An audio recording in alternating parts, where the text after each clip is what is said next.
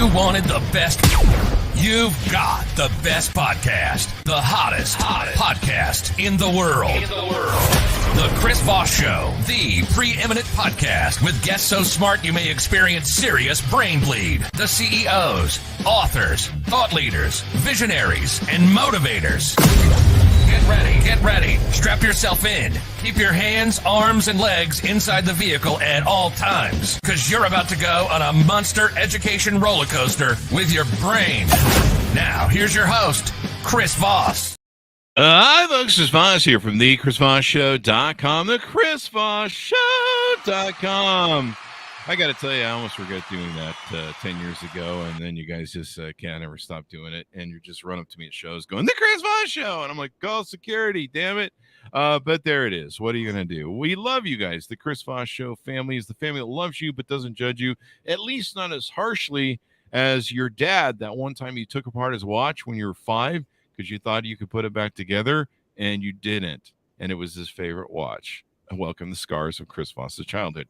There you go. The podcast billionaires, CEOs, entrepreneurs, the newest, hottest newsmakers, and authors come on the show to talk about their stuff and make you smarter and sexier, because everybody knows if you're smarter, you're more sexy. You have this glow. Most people that listen to the Chris Voss Show, they tell me, Chris, I have this glow. I don't know what it's about, and I think I got it from the movie Oppenheimer. That's a nuclear joke, people, if you connect the two. But it's kind of a roundabout, so you can take that home as homework and figure that one out. That joke's not that funny, Chris. Yes, it is. Stop it. Anyway, guys, we have an amazing woman on the show and a brilliant mind as well. She is on to turn us on to several different things of brilliance, and she's going to give you some epiphanies of some interesting spins she has on how to make your life great, your perception and how you're bringing in the world, and she's just brilliant. I mean, what more do you want, guys? She's brilliant, damn it. And we have her on the show. Janet Macaluso is on the show with us today. She heads Learning to Lead. She helps people transform their success to significance and live your legacy with her programs and everything she does as a coach. I've been talking to her for a while and reading more about her, and she has some paradigms. They have these things in the world called paradigms, ladies and gentlemen. And paradigms are a way of looking at the world from outside of the box or from different angles, and shifting them. You can awaken your mind to go, wow, I never really thought of things that way. So this is going to be one of those shows. And if it's not, well, we're just going to call her afterwards and be like, what was that? No, we're not. It's going to be wonderful. After 3 decades in corporate leadership development, Janet, I put a lot of pressure on her. I'm sorry, Janet. She founded Learning to Lead to help successful midlife change makers, practical visionaries, and lifelong learners transform their success to significance. She combines modern science with ancient wisdom. There should be like some sort of Chinese soundbite that goes through there. Janet takes a 21st century anti-hero approach, developing professionals for their next chapter in life and work. She offers online masterminds and hiking retreats in Spain, where she's actually calling in from now. Welcome to the show, Janet. How are you? I'm great. A little jet lagged, as I mentioned before the show. I just arrived in Malaga, Spain, 24 hours ago, but I'm jazzed up to be here, Chris. There you go. She's jazzed to Yes. be on the show. And I need to add that to the intro. People are jazzed to be on the show. We'll see if we can get the radio guy to do that. So, Janet, give us your .com so people can find you on the interweb, which is in the sky. Thank you. Learning2lead.com, and it's the number 2. So learning2lead.com, learning2lead.com. There you go. And so give us a 30,000 overview. I mean, from in your words of what you do, how you do it, and how you help your clients do it. What I do and what I have been doing for the last couple of years has changed from the 30 years before that. So the 30 years before that, I was always in corporate global companies. For the last 15 years, I've been the head of leadership development, organization design and development, working with global corporate leaders. And I would hire I'm from Boston and Spain now, and I would hire the local university professors, the gurus, the ones who've written the books and have all the best practices, and I would bring them in to the company I was working with. I had a budget, and we would develop our leaders. And that's what I did, kind of copy paste, rinse and repeat for 30 years, more or less. But I'd say over the last 6 years, my philosophy has changed. Now, since I retired in COVID, like many people, and you could call it great resignation. I call it the great regeneration. Oh, But in the great regeneration, I started my own firm, Learning to Lead. And the difference now is that I'm saying, and I was saying this when I had my last job, is when we take outside experts and gurus and bring them in to give us feedback, to do these 360-degree feedback surveys where they ask the boss, the peers, your direct reports, how's Janet doing? Then they write up a report, what they all said, and they give you this feedback. I'm calling that now outsourcing your development, in where you're outsourcing it to someone else. And the approach that I'm using now in my own company of Learning to Lead is this self-determining, a Socratic method where I'm actually helping to develop people's internal capabilities versus looking outside for the answers. Long-winded, but hopefully you can build off of that, or you might have some questions, Chris. Definitely. I love the paradigm shifts that you have. And there's a lot we're going to talk about today. So if people aren't ready, get ready to have your paradigm shifted, eh? It's kind of like a chiropractic thing. You know, when he pushes in that one muscle and it pops and you go, ah, and it hurts for a second, but then it feels really good. It's kind of like that. That's what we're going to be doing today. Just plenty of paradigm shifts. And when you leave, you'll stand more upright. So there you go. We put a lot of weight on you, Janet, to make sure people's backs are in place when they leave the show. So there you go. Now you have an interesting journey, a hero's journey. A hero's journey. Everyone kind of has one, because just the fact that we get through life is kind of heroic. The fact that we're all still standing at this point. For those of us who are still standing, I'm sitting. You went from a college dropout to a flight attendant to an aerobics instructor to a global corporate executive with a master's in education from Harvard and a master of science in organizational change from Pepperdine University. And tell us how that journey went. What made you, what made you go down those roads, and what were the things that got you crossing those lines and getting on the different paths? I grew up in a place called Somerville, a little city near Boston. But when I grew up there, it's quite gentrified now and expensive. But when I grew up there, it was called Slummerville, not Somerville. So the epitome for me was becoming a flight attendant. And as I became a flight attendant and got bored doing that, saying, it's really easy to continue on this path because you have more seniority and you can pick and choose, but you're always working on an airplane. And that didn't, when I projected myself in the future, it didn't resonate with me. What drew you to that? Were you trying to get out of Slumville? Were you trying to get out of small town USA and see the world? Yes. I worked in there's this local Boston area where all the tourists go, called Faneuil Hall. And I was a cocktail waitress at a place called Crickets at the time. And another waitress, she said to me, I'm going to become a flight attendant. And I thought, well, that's interesting. And this is kind of funny. I'm going to tell you this. I applied to 2 different airlines. One was Eastern Airlines, which is now went bankrupt and defunct, doesn't exist. And the other one was Delta Airlines, which still exists. Yeah. So I went on the interview with Delta. They flew me there. That was like the first time I ever flew on an airplane, and went to Atlanta, their headquarters. And they ended up putting me on the wait list, saying they decreased the size of their applicant pool for the next cohort, and I'm on the wait list for the next one. I don't know where I got this, Chris. I wrote them a letter back saying there was a mistake in not hiring me, and that I had already had a job offer from Eastern, but I wanted Delta. And I got a phone call, and I remember, because I'm from Boston and I pack my car, so I had a very strong Boston accent. I pick up the phone, and someone from Atlanta, Georgia, is saying she wants me to come back to the headquarters because, yes, they read my letter and they want me. So I don't know where I got that, but I had a little bit of drive, I think, even back then at 17 years old. What would that be called in Boston lingo? Chutzpah, or what would that be called there? Wicked smart. Wicked smart. I knew there was something. That sounds about right.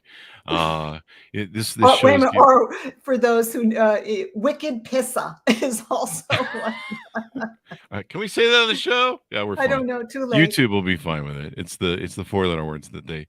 We can pass a couple of those too. The 4-letter words. It's just when the F-bomb gets too crazy. So wicked pisser. I have some jokes about that after bars in Thailand, but we won't go there. So anyway, the jokes that end up on the floor. So this is really interesting, and props to you for pushing the boundary there and pushing out and going, hey, stand up for yourself and saying you missed a good thing, and then playing a good little negotiation game where you're like, hey, Eastern's picking me up, and that's brilliant. Yeah. There you go. Yeah. Well, and then from there, just to finish the long career, I applied. I went part-time to undergrad at Harvard, has an extension school, an evening school. And I don't know about now, but at the time when I went which was about 30 years ago, 25 years ago, they had most of my professors were Harvard day school professors who also taught at the extension school. So I got a very good education. I went one class and I did okay while I still was a flight attendant. Then I did another till I gradually felt strong enough to continue full time. One of my professors loved me and recommended that I go to the Graduate School of Education. And that's when I started. As you can see, my career was a little different perhaps than the traditional way. And because I had spent 5 years as a flight attendant.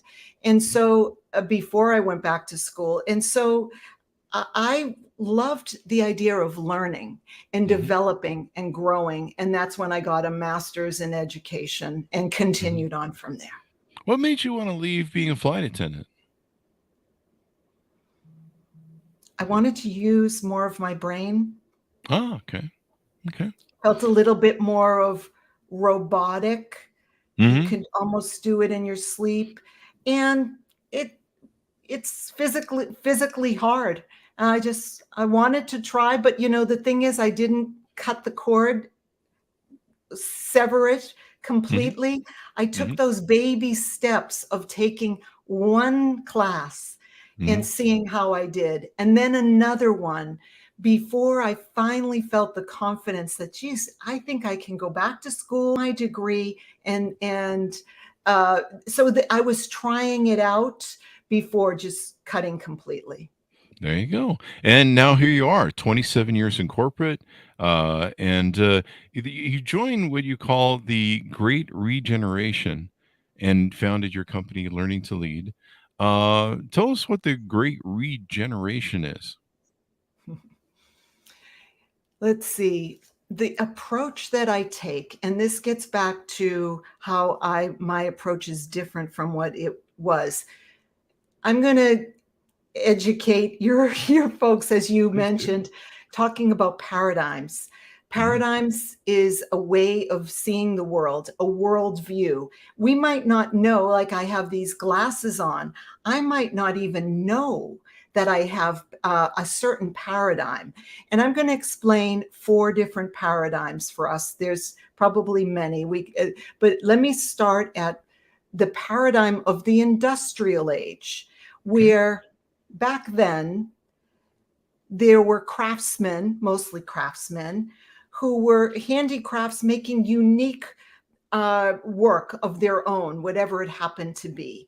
And then in the industrial age, they lured those artisans into the factory and told them, here, sit in the row and make this widget all over every day, doing the same thing over and over. So going from something that was very unique and one of a kind with their craft to the industrial age, where things were very mechanical, robotic, linear, A to B.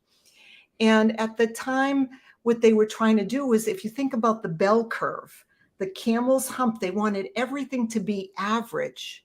Anything to the left or the right of average was considered waste or scrap.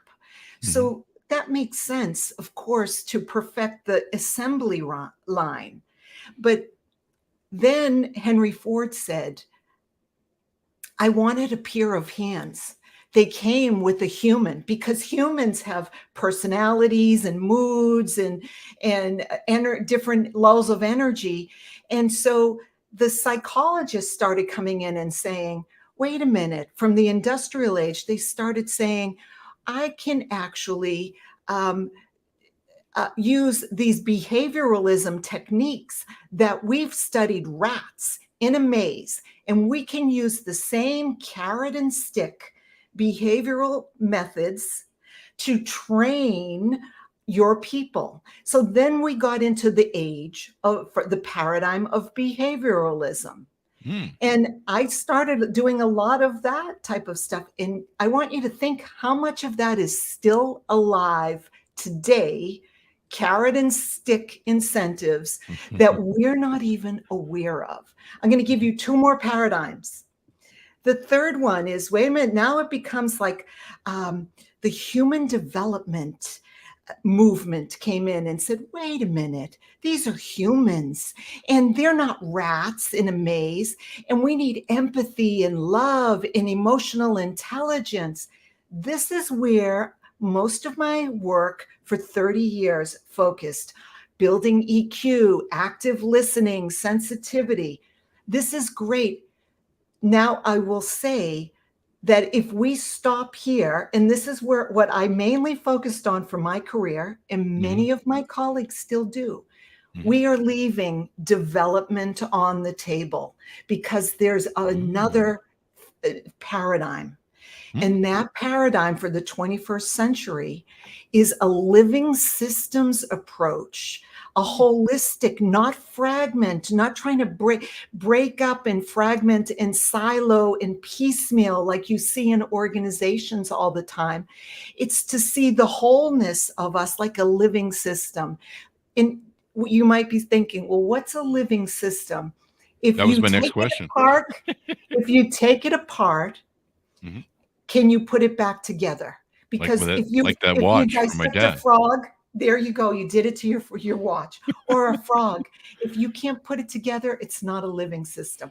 I talked a lot. I'm going to stop and see if you have reactions to the four paradigms. There you go. No, please tell us more about the living systems and how it works. I believe, purposeful life and different things are in there. Finding yourself in social structures.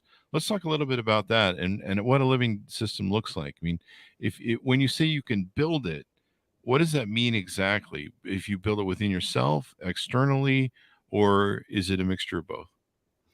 One of the things I think is important for all of us is to remember that living systems, life is in a process of becoming. If you look at nature in a forest or children or a group, we are continually becoming. So the question I ask is, do you want to do it deliberately and intentionally, or just leave it to chance? Yeah, and life will usually force some sort of change on you, whether you want. I have some people that are like, I don't want to change. And you're like, life's going to kick your ass one way or another, so you better get moving. Exactly. So this living systems is understanding that we are nested inside other living systems. So I have cells and organs and tissue in my body that's all nested inside my body. You and I are a social system in a community of your listeners in another community. And so you can see how that this is a living system. I'm not fragmenting and slicing and dicing this living system, organic. And so then the question I do, and you might want to try this for yourself as a listener. One of the living systems frameworks I use is 3 concentric circles. And for simplicity, let's say the little one in the middle is myself, and it's yourself, Chris. The next, and that's called the first line of work in this case. The second line, the middle circle, is your second line of work. And this is your team. Okay. You have a team. I have a team, the collaborators who support you in the work. Now, the third line of work, there are beloved customers, patients, stakeholders. And the difference where I work now versus before is I help leaders first identify, choose a meaningful purpose. And what is that third line of work with that? Let's say it's a group, a cause that you're very interested in moving forward. And let's say that that's the third line of work. Where are they going to, or where is it going to? It might be a cause like global warming. Okay. Where is it going to? And think that through and say, where does it want to go next that I could help build its capability to evolve to its next level? And then once you figure that out, you might think about this, Chris, it could be wrong, but if you think about your beloved audience and listeners as your third line, where are they going? And what's their next level of potential? Yeah, they're going to listen to the next episode after this one, and the next episode, and the next one. And then you say, what is required of me to be able to deliver on helping them? That's different than me doing personal development, personal improvement, self-development. I'm looking out at that. What is a meaningful purpose where I can contribute and make a role? And how can I develop to play a role in that? There you go. And that's what we do every day on the show. You nailed it. The show for the first 10 years was like a tech show. It was pretty much talking about social media and Google and Silicon Valley stuff. And it was a lot of our Silicon Valley and tech people and things of that nature. And then COVID hit, and we said, and I decided, I want to talk about something that matters. I want to inspire people from all walks of life. And I want to talk about everything and anything that Chris Voss wants to talk about. But I wanted to inspire and improve the world, and to talk about the hard things, talk about the soft things, talk about the good things, talk about the bad things, but talk about life. And I'm tired of just being segmented in this little thing. And so we opened up the aperture of the show. And I've loved it ever since. I love it more now because I love talking about everything. And I love like running down, stuff like with what you do, paradigm shifts. I love paradigm shifts because sometimes how you see the world, it changes how you interpret it and can change your experience, really. So life is a process of becoming. There you go. And you evolved to your next, what I call best future self. Okay. When COVID hit, you evolved and you thought about what are your beloveds? I call them the third line, your beloveds. What would be useful for them to grow? My question would be then, Chris, and I'll answer this for myself as well. But what did that require of you personally to grow?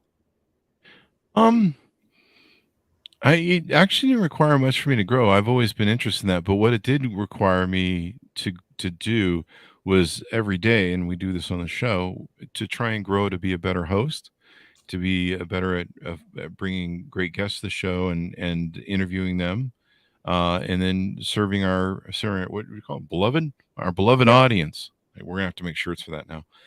It's gonna be like, what do they call it, the Beavers. Our audience is going to be called the Beloved. It sounds like we're starting a cult, though.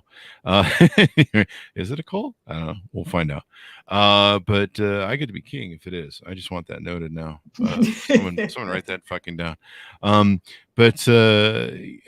so, we wanted some, but we did want something to improve life. We realized that COVID was very dark, and a friend of mine said, I was very depressed. We lost hundreds of thousands of dollars with COVID, overnight, literally just all the events are canceling, and the touring interviews that we used to do. And so I was pretty depressed. And my friend wrote on a post, he said, there's two things you do right now. You either find a lifter or you be a lifter. And that really struck me. And I realized that I had some pretty good assets with what we built with the show.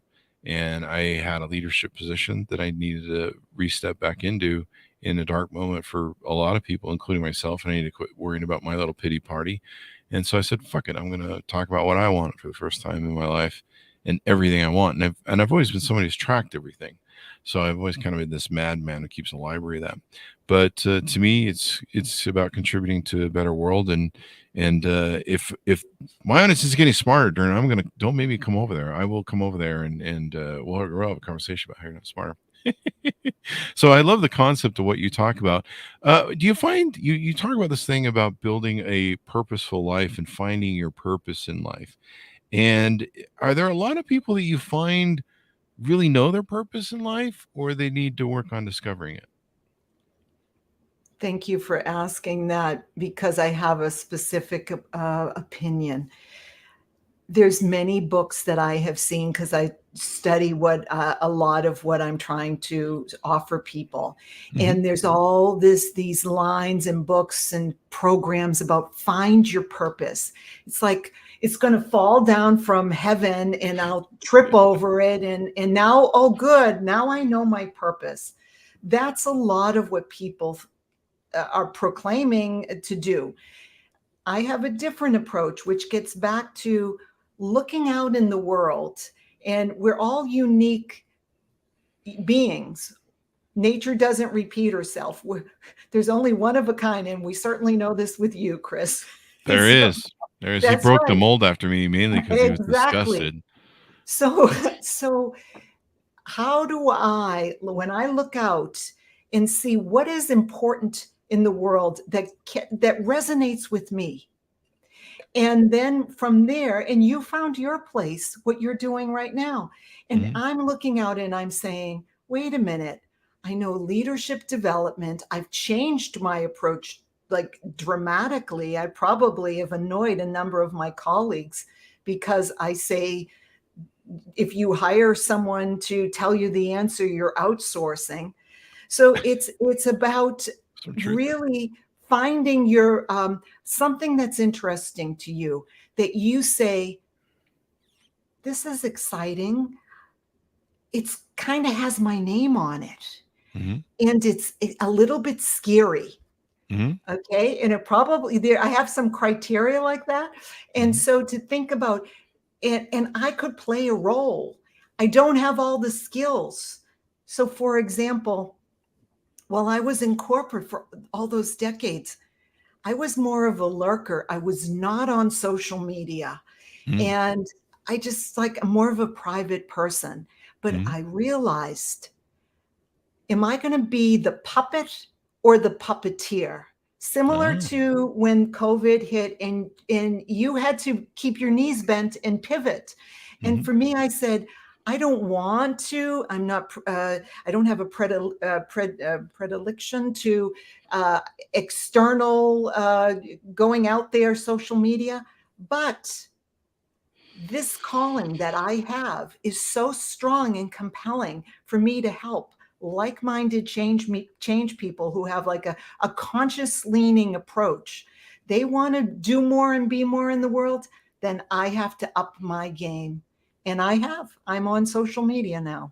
There you go. And your journey through your life that we talked about, where you started out in the airline industry, you've been going through that process of becoming. I like this analogy because, throughout my life, I've done different things. It seems like every 10 years I'm on a new hobby or whatever. I was like a photographer for 10 years. I still have my main courses of work, but, there were projects that I really consumed by, I call them my adventures. And so I go do some adventures in something for a while, and then I'd be like, I'm not really into this anymore. I'm gonna do something else. Like people always say, how come you don't get a tattoo, Chris? And I'm like, because I'd be sick of it after like 5 or 10 years, and I want it off me, and I want something different. Of course, some people just paint the whole selves up or put a sleeve on. I've seen the people that black out everything, and I'm like, well, you ran out of room there. But it's always becoming, and I would hope that I was becoming better and smarter, but that isn't happening. So, but anyway, but I like the idea because that's really, as you put it, like a forest or a flower or growth. We're kind of like those old trees, and we're becoming and evolving into something better. And hopefully, we get better with age. Let's put it that way. But I'm not. So there you go. There's one thing I wanted to ask you about too that you do in your coaching and training. You call it the ABCD effective path for Yes. transformational change. How does that work, and what is that about? If you could tease a little bit of it out. In corporate, where I would work for so many years, leaders would say, I need you to train my people. And way back when I started, we did 3-day in-person sessions. And then it went to 2-day, 1 day. And then it was, oh, can you do it online? And can you do a lunch and learn?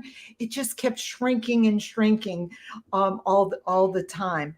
And now what I've learned with this ABCD effective transformational change is those things don't really change. They don't Oh, latch on to change. So I'll explain what I mean by that is, first of all, the background. It's an unpublished study from Harvard that went on a research study with 3 different schools, if I can remember. It was the business school, psychology department, and the School of Education where I went. These multidisciplinary departments studied the incorrigible incorrigible cases of change. So we're talking about delinquents my or life, pretty drug much. addicts, all you know them, right? so I'm a so the delinquent. alcoholics, the Mm, folks who had really hard, who had been in jail. And mm, they said, well, what does it take for change? And they studied them for 13 years. And this is what it came out with. And I tell folks, it's not going to be a little lunch and learn that's going to make a change.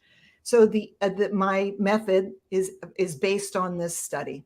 AB stands for active blending, mm, meaning throughout my day, can I blend in throughout my day this new way of being versus I go to a weekend workshop and I'm done. I'm saying we need to build it into the day. So, for instance, I practice something called heart math, a certain way of regulating coherent brain waves. Every time I fill my water bottle, mm. the filtered water comes very slowly. That's an opportunity for me to practice heart math. So I am actively blending, as an example, coherent heart rates throughout my day into a new way of being. That's the AB, active blending. The next level is called cadence, which means, are we learning and developing on a regular cadence, like going back to the well or do you think once and done, I took the course, I don't need any, I'm perfect now. No, I'm saying there needs to be a regular cadence. So when I work with folks, my one-on-one coaches, it's twice a month. In my mastermind, it's twice a month as well. Sometimes even more, a regular cadence, because we're talking about transformation and becoming conscious, and it's so easy to forget it. So that's the C. active blending, A, B, C, cadence, D, duration. Might be the bad news. In corporate, in big companies, but I also believe for humans, this duration takes like 3 to 5 years of making changes. So we go back to this original study with these like really tough cases where they had to create a whole new identity. I'm not an alcoholic anymore. I'm a healthy person. I'm not, someone who's been in jail. I am a moral person. So the identity, this takes time. That's the duration, has been shown at least 3 years, especially in corporate. And then E is interesting.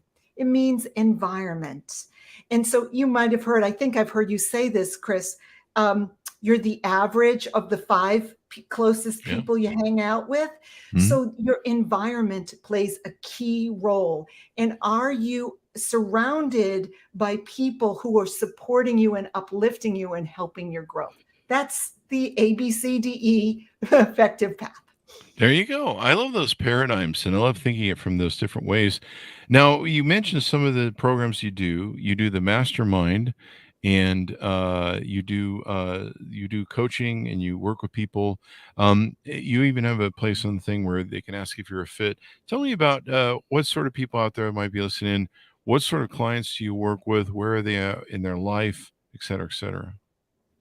So typically work with folks who are 40 and above and who are consciously leaning. They're realizing, if you look around the world now and you say, well, that industrial age way of thinking that is more robotic or mechanical, it's not working anymore. Look at the world. We need to have a 21st century approach. So those are folks who are, I also call them change makers and are willing to learn. Call it also an anti-hero approach, because don't look at me for the answer. Just yesterday, I think I said, I could be wrong.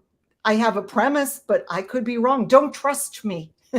So it's folks who really don't want to look to the guru for the answer. I want a mentor. I work with folks who saying, yeah, show me some questions so I can develop my own point of view and grow and think differently versus relying on someone else. So, and then I work with typically corporate folks who are either looking for another job in another place. So someone just moved, I helped her move from one job to another, and then now she just became a CEO. And also, though, they could want to move up in their own business where they are, but at a higher level, a different way of thinking. And so those are folks, yet they could be folks like me who are saying, we're now in the longevity era, the era of the 100-year life, right? And so I'm at a certain age in my life and I'm thinking, I can do this job in my sleep. The chewing gum has lost its flavor. I'm good at it. I'm enjoying it. But what am I going to do next? And those folks, I can help them design what their next best place is. And that's how it took me 5 years of planning and designing and working it out. But now I live part-time here in Malaga, Spain. There so you those go. are a few folks. Yeah. There you go. And I love this concept. You know, you were talking about how we live in what's called the longevity era. Tell us a little bit more about that, why we need to plan a little bit more for our future self in the next chapter of living our 100-year life. I got certified as a professional retirement coach, non-financial. I won't deal with your retirement fund. Damn it. But what I learned is that the Social Security was founded and started when we were living to about 68 years old. So they said, oh, we'll start Social Security. You can get some of your pension when you're 65 so that the government will only pay you 3 years, then you'll be dead. We are now living 3 decades longer than we were when that system was developed. And, there's systems for your children going to school, and then high school and university, and then high potential fast track corporate programs. You get married, mortgage. There's like a whole infrastructure story. What is there after you've made it in your career, in your 40 plus? There isn't really another way to go. And that's what I want to help folks who are smart, experienced, and the world needs change makers more than ever. And if I can help them do it consciously and deliberately with a structured approach, that's what I'm here for. There you go. And I like your concept of how we need to think more about the longevity of things. As you mentioned, when they came up with Social Security, most people weren't getting close to 65. It was actually a really good bet for the government because they're like, yeah, like 10% of people are going to cash in on this. They live long enough. Now the government's like, oh crap, that backfired. So and your concept of living yourself as something that's always growing, always changing, always becoming, as you put it, is really important. And people go through life and they see retirement as like, well, I'm going to retire and just I don't know, go sit in a chair and lazy boy and I don't know, be Archie Bunker for the rest of your life. Gen Zers are going to have to look up that joke reference. Years ago I saw Warren Buffett made this comment. He said, they were like, when are you going to retire, Warren? And he's like, I'm going to retire 7 years after I die. And so I started saying that and thinking about that because to me, I don't want to ever really retire. I don't know what I'd do. I'd be bored out of my skull. I mean, I'm a single guy with two huskies. Like, I don't know what I'd do. Like, I'd just be bored. And I'm always bored anyway now in my life. I've been bored 55 years. Like I said, I've always come up with like, what kind of adventures or crap can we get Chris Voss into this week? And so I just never saw it appealing, the whole, I don't know, go sit at home and watch Archie Bunker TV and drool into your oatmeal. I don't know. I hate to shame people that are probably doing that thing. That was my pinnacle, Chris. I thought that's my thing, but sorry. I've seen the demographics. I'm sure I'm not losing too many people on that end of the scale. It's interesting, Chris. You're onto something, because what I have learned in my research, there is this dark side of retirement that no one talks about. One of them is that retired people watch more than 40 hours of TV a week. That's a full-time job. Yeah, it is. And they're depressed. I'm not saying everyone, I'm just saying what I have learned is that there's nothing to do. Where's your purpose for getting up in the world and in the morning, right? And so I do believe that at a certain age, we can decide how much to work and how much to play. And that's pretty cool to have control over that, like I'm doing now. And I think you are, I'm not sure. But to totally retire and sit on the couch, it's unhealthy. Yeah. Yeah. I never want to do it. And as you've talked about, we're in the era of longevity. So there are a lot of people, honest, that are easily going to, 80, 90, 100, sometimes more than that. We were talking earlier on the show, before the show, about the Blue Zones 100-year Netflix series. And I posted and talked about it on my Facebook. Somebody said to me, they're like, Chris, do you really want to live to 100? And I'm like, I don't know, man. I might. I mean, hopefully they have all sorts of replacement parts, like a Chevy dealership for, hey, do you want a new kneecap, a new liver, a new spleen? Here you go. Just order that up. Yeah, just go ahead and install that. Or they'll just take my head, like that one Futurama show, and stick it on a pike in a jar with some good fermenting. Who knows? I don't know, man.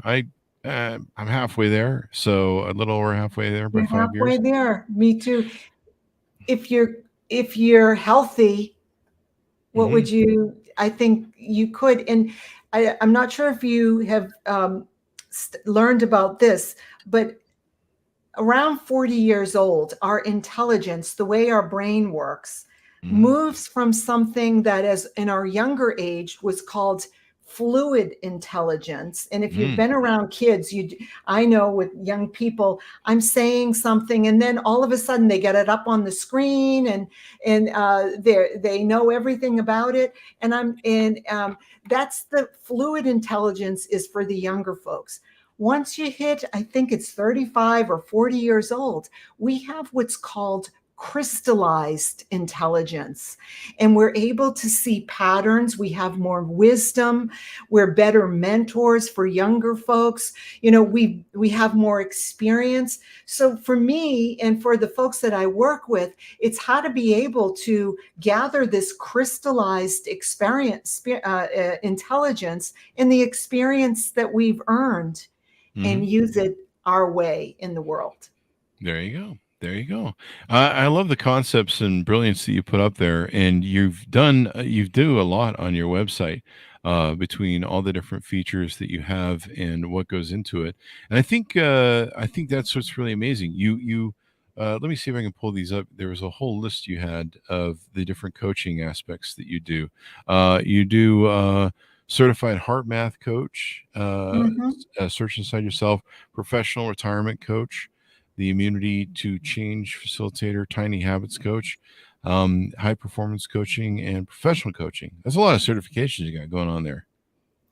I do. And part of it was because of my profession was leadership and learning and development. But truth to be told, probably it was from an insecurity, like I need to have more of this to be a credible person. And that was part of, I think, this paradigm of look to the experts who know the answer. And that's what I did. Now, using this more Socratic method, the anti-hero approach, it's more of a self-determining.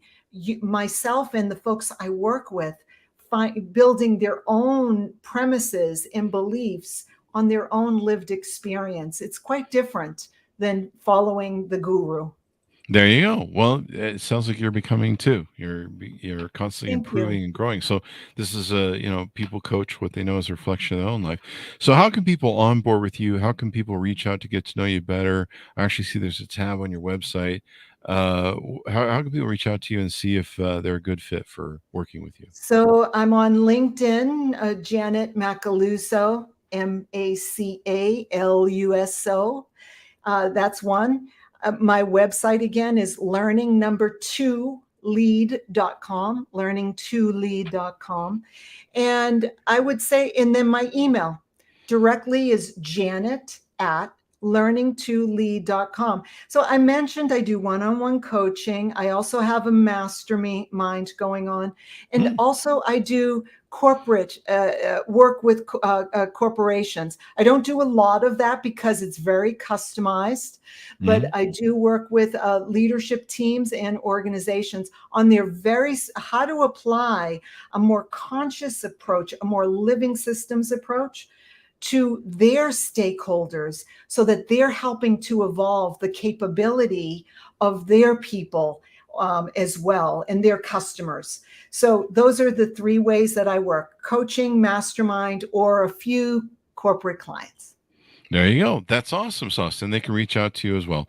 Well, Janet, it's been wonderful to have you on the show and very insightful. And you've changed our paradigms, darn it. So there you go. We love it. And that's the way we learn and teach here on the Chris Voss Show. Give us your .coms one more time as we go out on the show. Sure. learning2lead.com. And my email directly is janet@learning2lead.com. It's been a pleasure. I really enjoyed getting to know you, and a lot of fun too, Chris. Thank you. There you go. And it's been fun to have you as well. And you've really opened everyone's minds. And you're coming to us all the way from Spain. So I guess we'll release you to go wander the streets and get those tapas. That's that are right. I so will. infamous over there, and the wonderful food and stuff. I must be hungry or something. Did I skip breakfast? Yeah, that's probably what it is. Anyway, Janet, thank you very much for coming on the show. We really appreciate it. Thanks for audience for tuning in. Go to goodreads.com for Chess Chris Voss, LinkedIn.com for Chess Chris Voss. See this on the LinkedIn newsletter here in the upcoming couple weeks. Go to TikTok at Chris Voss1 and YouTube.com. Thanks for tuning in. Be good to each other, change your paradigms, and we'll see you guys next time.